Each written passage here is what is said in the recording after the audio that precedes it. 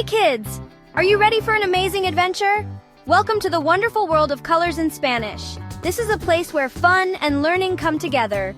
Today we're going on an adventure to learn colors in Spanish. Are you ready? Vamonos! Let's go! First, let's meet our primary color friends, rojo, amarillo, and azul.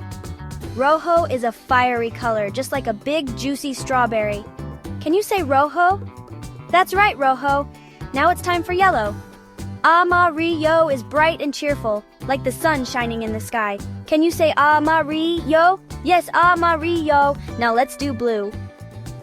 Azul is calm and cool, just like the ocean on a summer day. Let's say it together. Azul. Perfect. Now that we know rojo, which is the vibrant color of red, amarillo, the cheerful yellow that brightens our day, and azul, the calming blue of the sky and sea, let's dive into learning some more exciting colors. Colors make our world so much more interesting and fun. Verde is the color of grass and trees. It's the color that represents nature and life. It reminds us of nature and being outside. Can you say verde? Excellent. Green is everywhere around us, from parks to forests. Now let's do purple. Morado is a royal color, often associated with luxury and elegance, like a beautiful purple crown. Purple can make us feel special and unique. Let's say it together. Morado. You got it. Colors are amazing, and now you know even more of them. Now let's do more colors followed by a fun game. Rojo, which means red. Azul, which means blue. Amarillo, which means yellow. Verde, which means green. Morado, which means purple. Blanco, which means white. Negro, which means black.